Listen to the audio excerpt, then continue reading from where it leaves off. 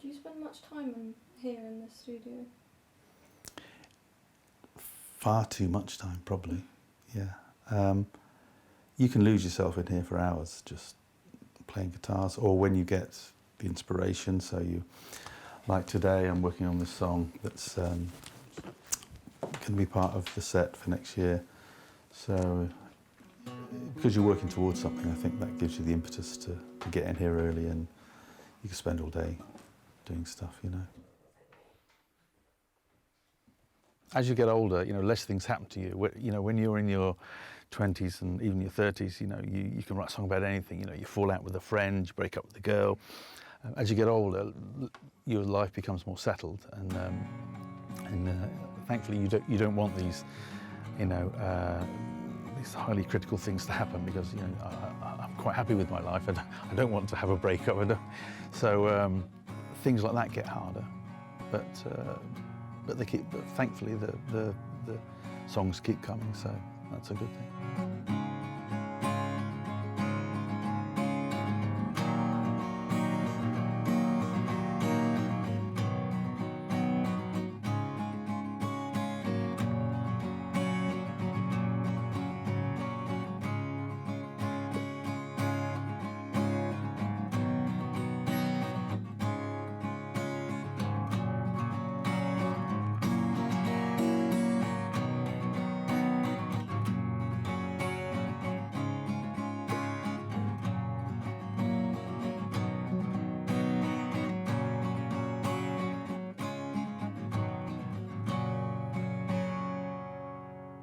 This song will be on a joint album with me and an artist from the US called Scott Stilwell.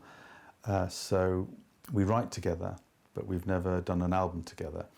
And when we were out on tour last year, we did this song, and this woman came after and said, "Where can I get that particular song?" We said, "Oh, we haven't recorded that yet." And she told us off for not having it available. So this is a song that we wrote while we were on tour last year.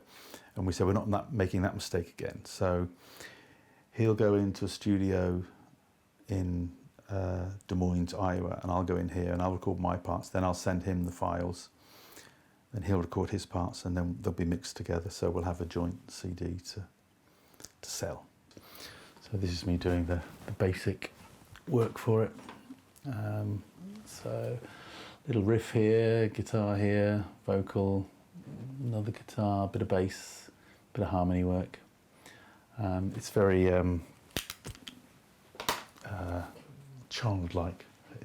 I'm not a studio engineer, but it'll suffice to go into the proper studio and say that this is what we want to do. Most memorable performance you've seen?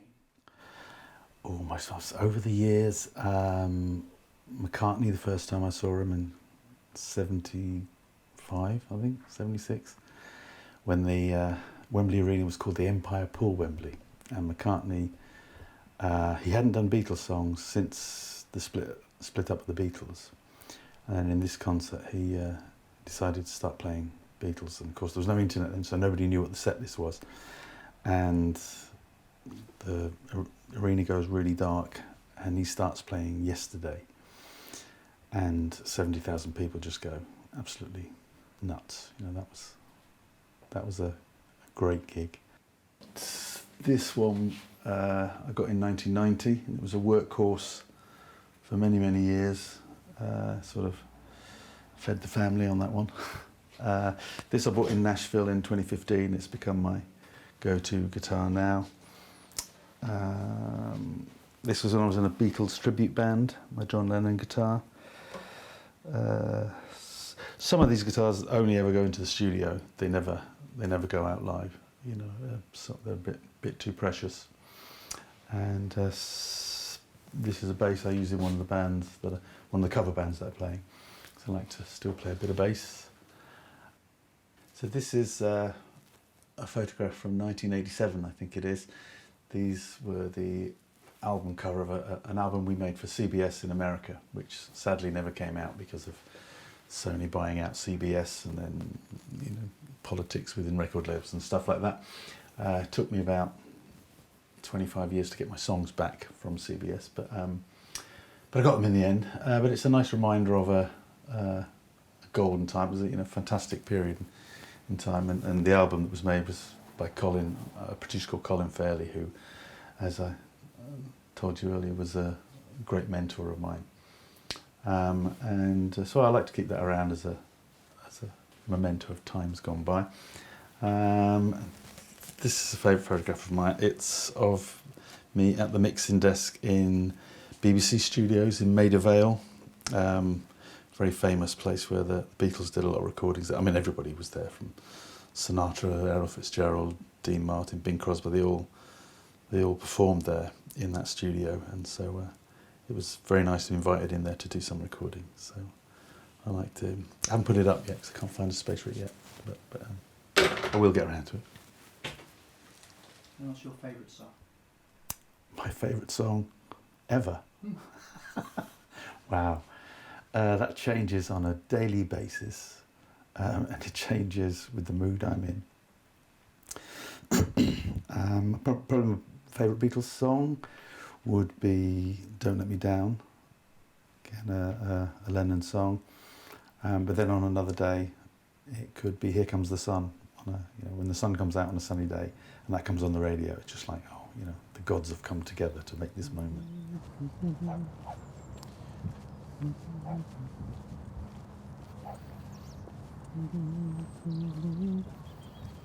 You know, I could be locked away in that room for hours at a time, so you just need to say, right, I need to stop doing this stuff and just go out and appreciate nature. If you just come here alone and you just let your thoughts, so I probably, you know, if not, yeah, I've sorted out so many songs in my head just walking through this park. Particularly if I've got new lyrics, or I'm trying to learn the lyrics perhaps, or I'll keep going through it in my head, and then until I get that perfect line, you know. So yeah, it is sort of part of the creative process, because you need to get away from the technology, and also the musical instruments as well, to let it all soak through you. That's what I find. Yeah. Do you have any pets? No, we did have a dog for many years, and when it died, we couldn't bring ourselves to replace it. Mm-hmm. And then I started doing a lot of travelling, so I didn't think it was fair to you know, have an animal that we couldn't commit to. Yeah. What breed was it? It was a Disney dog. It looked like it belonged in a Walt Disney film. Oh.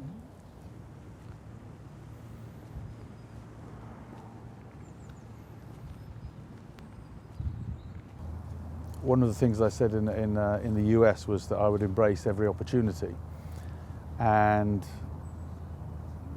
the fact that I'm still standing here, it meant it all went well. But there were some times where I'm like, should I have gone off with those people at 2 a.m. when they said, "Hey, we've got a cabin in the woods"? And you think, but I did it and didn't come to any harm, you know. So I'm still kind of old-fashioned in that an album for me has to be a collection of songs, whereas not just a playlist on Spotify or Apple Music or something. So the words are important to me, because I mainly performed vocal and guitar. I need that. You need the words to make sense. You know, it can't be gibberish. It's got to make sense, because you're just standing there with the song. And there's no production. It's just you and the song. So it helps to and you know, I love words. I'm an avid reader, so I love, you know, putting together word construction, sentences, alliteration. What kind of things do you read? I normally have a couple of books on the go, so I will maybe have some kind of detective thriller novel, And I also have maybe a political book. Are you big on politics? Yeah, as I've got older, I'm not overtly political, but I've got a couple of songs on the new album that try to flag up what's going on and hopefully what we can do. Got a song called 2020 Vision, which talks about that year in particular with Trump in America and the pandemic and the way the Conservative government was, in my opinion, inept.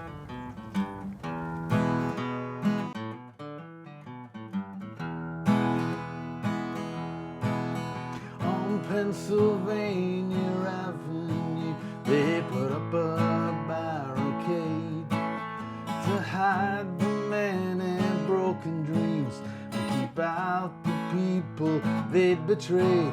There were frightened faces on the streets. The swamp had not been drained, and the Who's still singing won't get fooled again. 2020 vision, what have you gone and done? It seems to me the whole world was on the run. 2020 vision, where did you get the love? Well, perhaps we got the year that we deserve. Yeah, I've become more interested, particularly with the current lot. I don't know. I'm very anti the government at the moment and what it's, the corruption that we've gone through. Everybody's taking everything they can. Everything except the blame. When coronavirus hit these shores, we looked towards the state to lead the way, to keep us safe, but they did too little, much too late. From the playing fields of Eton, they came lying without shame. Though the faces changed, the song remained the same. I would call myself a socialist. I believe, we can help out the needy in the world. Have you gone and done? It is our job as artists to paint the pictures of what's happening in the world at the time. Vision, where did you get the love? Well, perhaps we got the year that we deserve. Yeah, perhaps we got the year that we deserve. I've got more concerned about the world, about what we're doing to the world as well. But also, I think with the advent of social media, you can now you can search out stuff. You're not given you don't have to believe what the papers tell you. You can search it out for yourself. That's how my dog looked. Sorry. That's all right.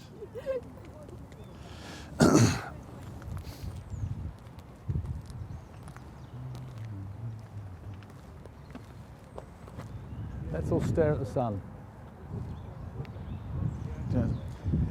If you do that, it's appreciate. To appreciate is to turn your face to the winter sun and bask in it. Good word, eh? Appreciate. Remember it. Ooh, let's go and appreciate. First thing this morning, I got up and I appreciated. Don't know whether that's the right context to use it, but yeah. Very lucky to have this on your doorstep. Very lucky. And that's how I sort of summed up my life. I think I've been so lucky. Being able to do what I want to do. You know, I go out and people pay me to play my guitar. It's insane. And even though, you know, I might not ever be rich and famous, I've made a life doing what I love doing. I'm just so grateful for that. So this is Long Way Round, the title track of my latest album. It was written while I was walking around the peaks up in Derbyshire, and I was thinking about the lyrics as I was travelling around. I was speaking into my phone and making little notes, and then when we got back to the cottage we were staying in, one of the guides said, "Where did you go?" And so we described the route, and they said, "Oh, you got lost, didn't you?" And my colleague said, "No, we didn't get lost. We just took the long way round." And I thought, there's my title.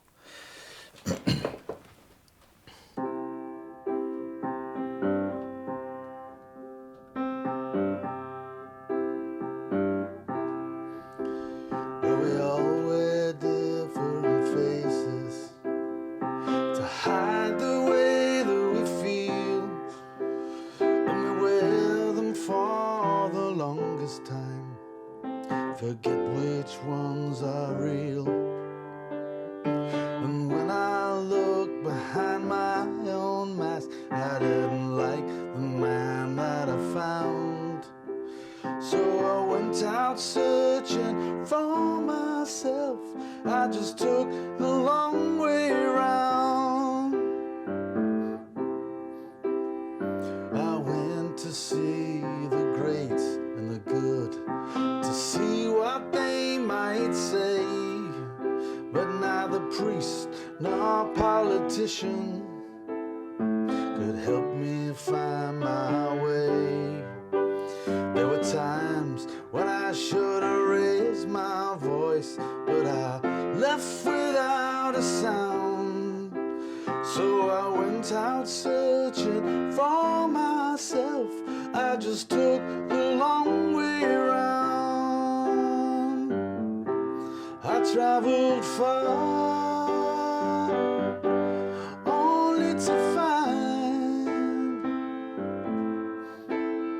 the answers were inside me all the time.